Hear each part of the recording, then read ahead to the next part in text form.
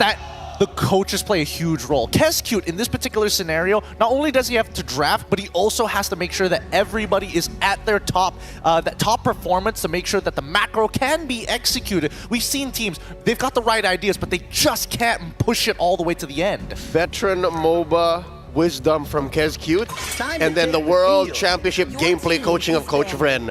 Even in the draft, it should be a chess match. Right now, as we are in the chess match, RRQ Hoshi, the Kingdom is on the red side. That's the Dragons of the North take the first pick.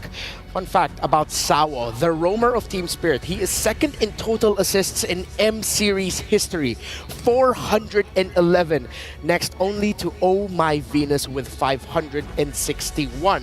Hiko is also the youngest player in M6, scored the highest GPM among gold laners in day one with 988. Team Spirit, I feel like their picks here, especially in the front line, have to provide a lot of zoning and a lot of spacing for Hiko and One Shot to shine. Well, talking about zoning and spacing, the Zushin is wide open for the first pick coming in from Team Spirit. And they go ahead and pick it up. By the way, Team Spirit's Hiko is 14-0 with the Harith. Serious? In the Continental Championship. That is the tournament in EECA. So will Harith be opened by RRQ, or will they surprisingly maybe pick it up in the first two? He's 16 years and 6 months old while having a perfect record on Harith. He is a young prospect for this team, and he's going up against a veteran who's been playing this game for a very long time. Skylar grew before our eyes. I remember when Skylar was still a rookie, and now he's the right. Now he's here. He's the leader of RRQ in game, and facing off against him is Hiko. A young, hot-blooded gold laner. I bet Skylar's looking at Hiko and saying, "You kind of remind me of myself." I like a younger Skylar. Like a younger Skylar, maybe. Let's see. Will they pick the Harith here? The undefeated pick in the MCC for Hiko. Oh, this could be interesting because again, I feel like whoever wants to go for these power picks initially is going to get punished. So you go for the super safe ones. You're making sure that you have that combination down, but a bold claim, and Skylar's gonna say, "Hey, it's Wan time." One of his signature picks, but even so, he's made a name for himself time and time again, even when you think, nah, Wan shouldn't be good here. All right, as we head into the second phase, no mid laner yet for Rins and RRQ Hoshi. I think if RRQ Hoshi want to help supplement this 1-1, they definitely need Burst. I'm thinking about disengage at the same time. Burst and disengage, a couple of things come to mind, and especially when it comes down to the mid lane, I'm thinking Aurora. I'm also thinking about Vexana as well, both of which would do all right, because Yve is already gone, and that probably would have been the priority pick had it been let through the bans. Ooh, respecting the Angela possibility still in the mid lane for RRQ Hoshi from Team Spirit. Interesting. Yeah, between Liquid and RRQ, like that Angela X is such a big threat. So Coach Vren just covering his bases here. Yeah, I get it. Makes sense. So now, even though RRQ Hoshi need Burst, Team Spirit are still looking to respect. I'm thinking, are they going to respect an XP laner pick for Dyron now? Because I feel like they still definitely need a strong, tanky front. Edith isn't a popular pick in Indonesia, so maybe they might default into more of the tank-heavy ones, sort of like the Terizla. I mean, I suppose, but I think, you know, right now, Kescute is doing a good job at trying to pinch down on the gold lane, which is probably going to be the biggest problem, because if we're looking at Vren's side, right, as long as you're able to kind of deny farm from your enemy jungler, it's not going to have as much impact in comparison to eventually the scaling marksman that comes later down the line. Not to mention, there's not much burst besides the alpha at this point of time. I mean, Zushin is there, but again, she's not the quote-unquote burst hero you depend on. That's true. Ooh, low Yi. Smart. Really hard focus on the mid lane here for Team Spirit. So it feels like Team Spirit are telling RRQ Hoshi, let's fight. We want this to be an honest approach to the game. No one going in for any crazy macro plays. We'll see you in the objectives. We'll see you in the river. Yep, they're letting through the Vex, letting through the Aurora. Farsa has become a more in-demand hero these days. So if you're looking at Team Spirit's draft, besides the high loss, the Farsa would be fine facing off against an Alpha or Jushin. We keep doing this. We say Farsa first, but then we need to remember that Sicilion is still an option as well. If you're looking for a scaling type of mid laner, that probably should have been the way to go. But now they're thinking about disengage. Now they have CC to complement on top of the fact that they've got a decent amount of lockdown, whether it be the Blade Surge, whether it be the G Kundo into the Way of the Dragon. So now Team Spirit are probably thinking about whether they'll keep this high loss in the room or is it going to go into the EXP. Wait, you mentioned CC. I know you were saying crowd control, but what about CC for Kid Bomba? It's not going to be good enough here, especially when you're blind picking it into potentially Cho or X at this point, right? That's true, yeah. You still don't see the matchup. Exactly. I mean, you're going to have to go blind no matter what. Yeah. All right, let's see what they'll give Kid Bomba or Sao. We're still looking at the flex and the gold laner as well. Harith for Heat was still open. Khalid's open. Oh, Khalid, yeah. See what it is? Oh, it's the Akai XP. Side lane Akai! They've shown this. I was actually thinking about it because the 1-1's on the other side, and it's one of the age-old responses to a 1-1. You pick a Kai at some point, and here comes the Granger. But I like this glue by RRQ. Yeah, great response here. I mean, they were expecting to have an EXP winning matchup, and I think that, Kescute has done a very good job here. Vren, very good idea with the Granger, because now Granger Zushin plus the high loss, an extremely deadly combo, and you have disengage on top of it. But there's a clear go for Dyren's glue. Like, he knows where to go. He knows where to find targets. 2 solid targets. Let's see if he wins the lane hard enough to do that. My question for the Dragons, will you be able to take down Skylar before he flies? Egan, Naisu, let's go. Thank you so much, panel. And I think the question, the answer to Renmar's question, we'll find out right now between Team Spirit versus RRQ. And looking at the draft, Naisu, what can you say? First time picked the Akai for the side of Team Spirit. Seems like Coach Vren has something in the bag. Yeah, and it's right now, maybe it's a lot of the Hello Panda we've been doing all day, but hey, I love to see it, bringing it to this matchup. It's going to be crucial for them. So right now, as we can see, RRQ Hoshi, the performance of this team yesterday was really phenomenal. Again, Edok, unstoppable, unbelievable show plays. And this time, he's rocking the same hero at the roamer. But we can see right now, Team Spirit, they're not backing down. They want to get control of the mid, and they can do so because they have high pokes, the high loss, and the Aurora. I think with that too, the fact that you have, RRQ with a very, they can pick off pretty well. They can get tempo set up pretty well, and this is all what we've seen so far up to this point from them. The whole Kings of the Brawl server, can they keep the tempo going? Can they set the momentum right away? That's what they go for. Even with a little early action just for the Lith Wanderer own, keeping things in check. But I think it's up to Team Spirit to be able to go ahead and match that. And so far, they've done a pretty good job. I mean, just the preview we got yesterday. Yeah, and I think for RRQ Hoshi, they really have to even things out. But look at the Sunset Lover already with the pokes. Wow, there's already a lot of damage coming out from Edok. He's actually going to not be able to pick up the kill. But here comes the rest. Asawa will fall. First blood in the hands of RRQ Hoshi. And this is what we want from RRQ Hoshi, an early start, early aggression.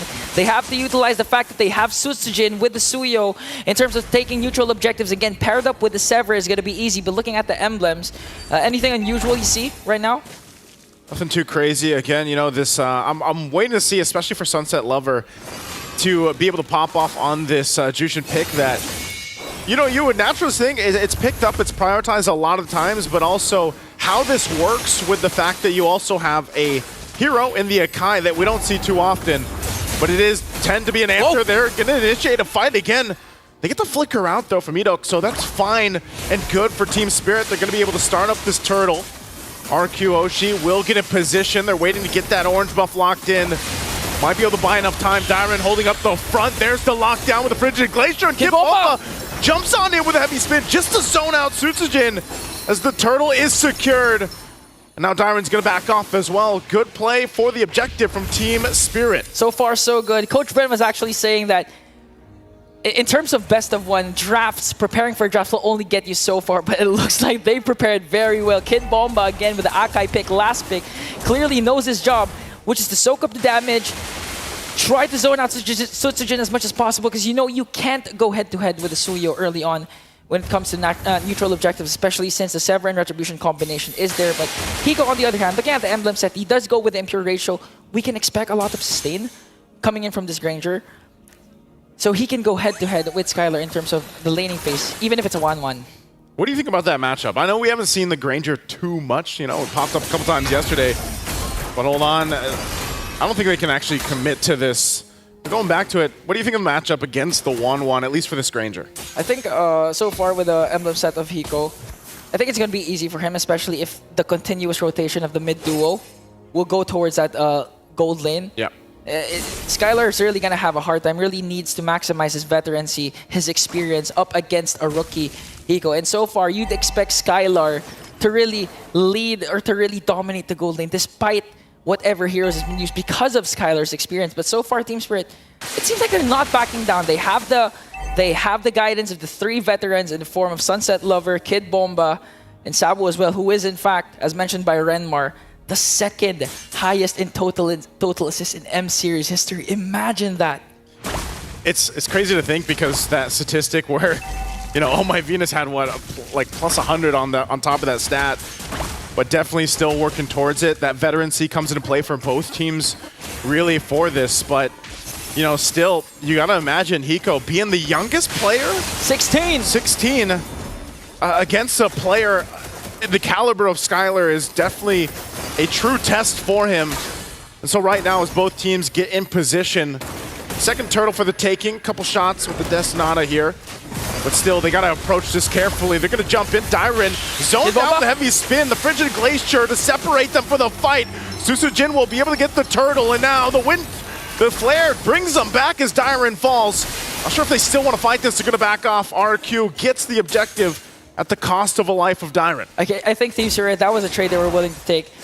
They couldn't get any much closer to RRQ Hoshi. Again, the threat of Edok, Jit Kundu, as well as the counter initiations that the Rins can provide with the Frigid Glacier. They don't want to overextend as much as possible. So right now, they're just getting the things that they can against an aggressive lineup with RRQ Hoshi right now. So far, not so much lead established by RRQ Hoshi. Looking at the kill scoreboard, still 1-1. Man, Edok really needs to pop off like how he did yesterday up against KBG if they really want to get a step closer to the knockouts. I think either way, you know, whether it's Edok or not, they can kind of just take their time, really, with the lineup that RRQ Hoshi has, especially with the fact that you have a 1-1 in your side and, you know, you want to be able to build up. Because later on, obviously, we've seen the Granger, especially late game, where the Granger in the gold lane eventually gets to.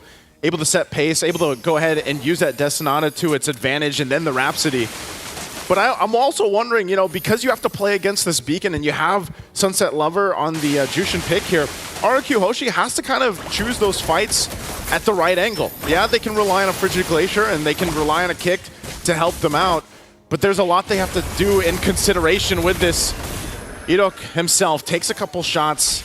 Go ahead and regen up. I'm not sure if they actually want to commit to this. The rest of the team rotating down. He does flicker defensively. They call it off, but he's dragged back by the Lantern, and that's what we're talking about with the Jushin. Huge, quick response from Team Spirit. They did cast a glorious pathway, but it was well worth it. They were able to take down Edok.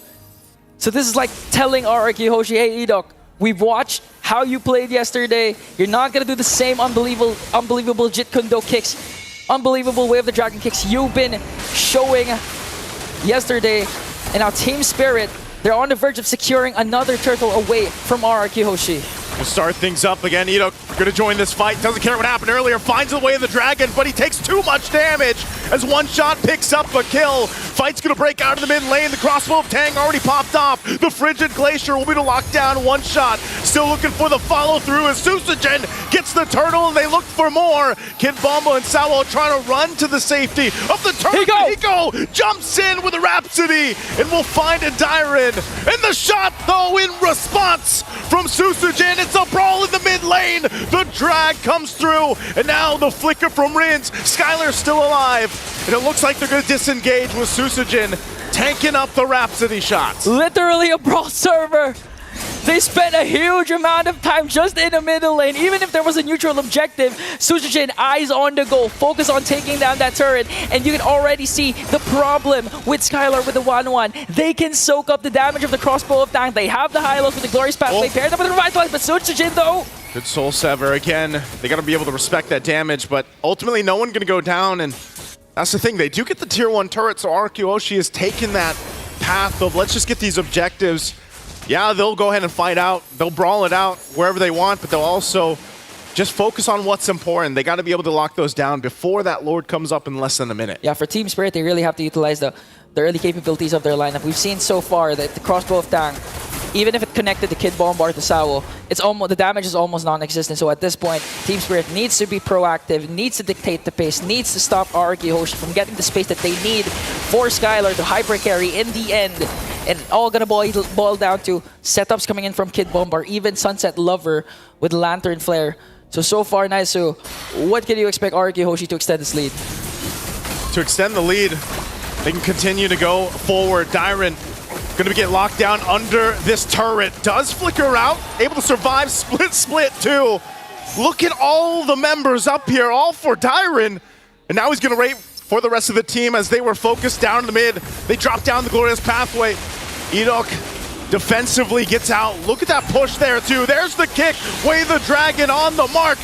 That's Edok going down though in the exchange, and they're gonna get collapsed down. Double for Hiko, but Sawo finally taken down. But the Lantern Flare brings a triple to the youngest member in M6. And now Skylar trying to pop off, looking for the crossbow of Tang as he gets the airtime. Picks up a kill himself, and RRQ Hoshi will still hold down the mid lane. Another extended clash for both of these teams, equal trades. No, Team Spirit actually got 3, but the problem is RRQ Hoshi with Dyron's time bought for their team. Skylar was actually able to push down a bottom lane turret. So it's still the clash, even though Team Spirit got 3 kills. RRQ Hoshi got the better of that trade. And now, in fact, they can actually start things off with the Lord. Again, Edok goes in. Takes too much damage! As Hiko picks up a kill, Destinata finding the mark on Rins. Rhapsody to follow, pops the passive. Sutajin will be able to secure the Lord though, and Kid Bomba on the run. Sunset Lover trying to chase down Sutajin, and Hiko is just popping off at this point as he picks up another. Action is just non-stop. Both teams looking for trades, but again, RRQ Hoshi for the price of Edok, for the price of Sutajin, they get the first Lord. They have a lot to work with right now, even with a 500 gold lead. Sunset, look at Skylar right now! Talk about the confidence there, the veterancy showing. Skylar saw a kill, he goes and grabs it.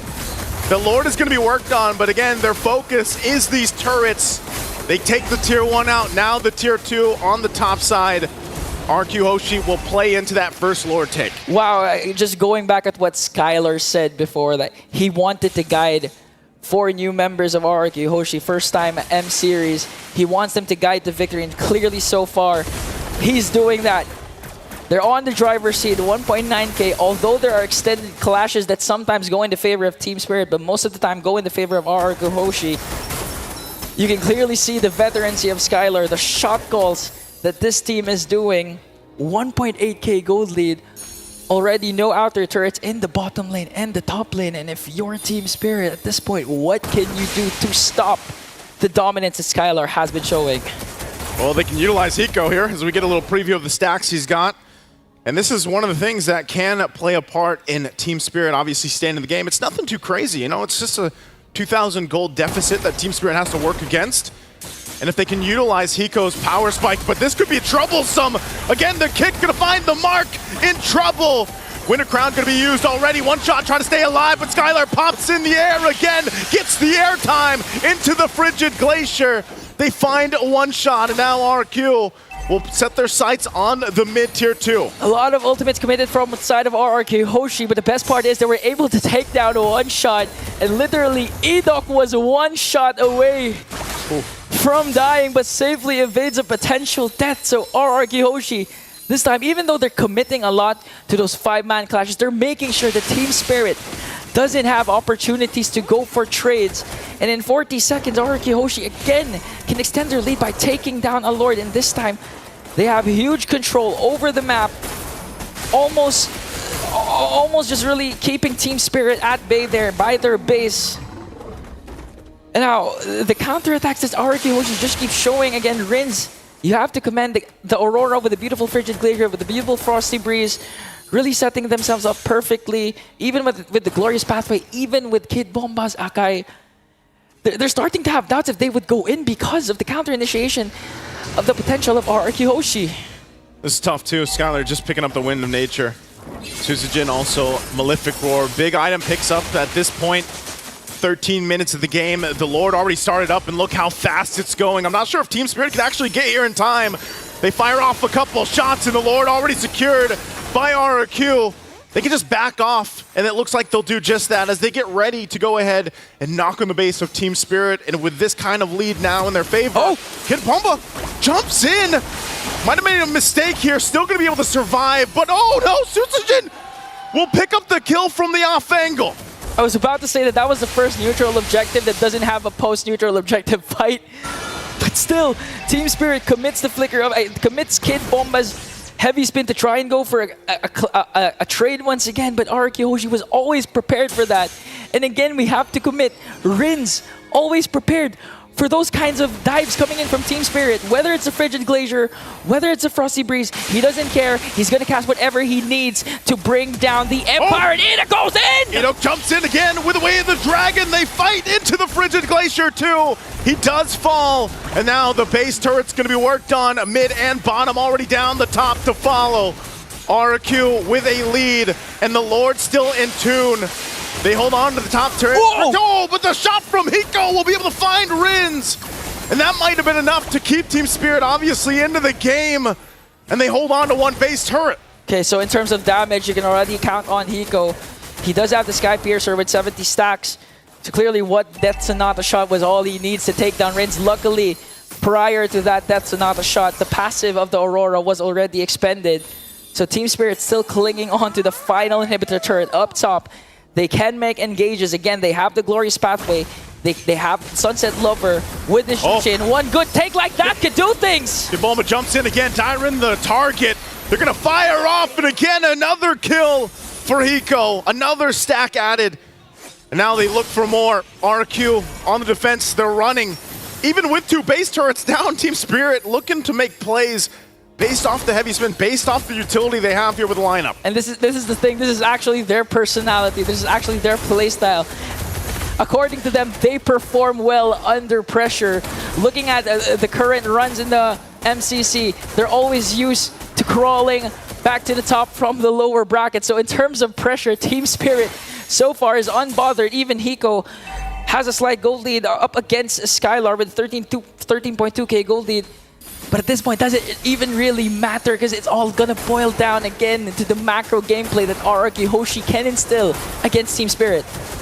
This has been the story, especially with the Alpha, man. You know, it really falls behind in terms of farming. Oh, hold on, mid lane again. Kid Bomba gonna jump in, finds Rins, and Rins is gone. As Team Spirit finds the pickoff right in time. We're 10 seconds away from this Lord. And without Rins, I don't know, RRQ Hoshi might have to second guess the fight, but they just want to duke it out. They're going to force Salo. He popped the Revitalize. Tyron jumps in, still has the Immortality, and one shot goes in too. But still, as they go ahead and size each other up, they'll back off. Skylar's still keeping them at bay. No one going for the Lord just yet. Again, a jump in from Suzujin. They really want to limit test this, and Enoch, he could jump in and start a fight. But it looks like they back off to reset. RRQ Hoshi limit testing, just trying to buy enough time for Rins to respawn. And they can actually do this because, again, they were able to take down two inhibitor turrets, one in the middle, one in the bottom lane.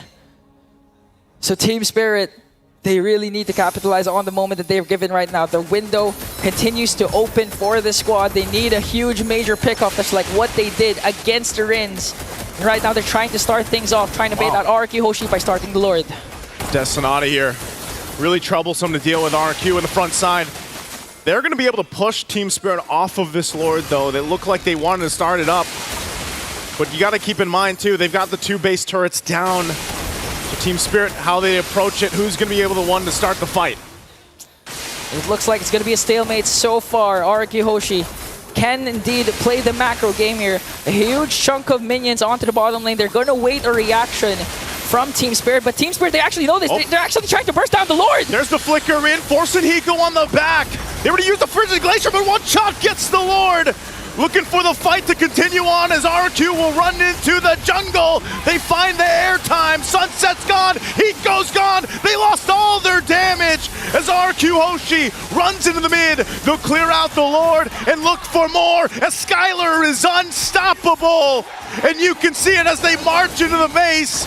The kingdom, the kings of the Brawl server will win this Brawl tonight. And a step closer for Skylar and his squad to qualify for the knockout. An amazing, intense performance from RRQ Hoshi. They lost the Lord, but they won the fight in the end by taking down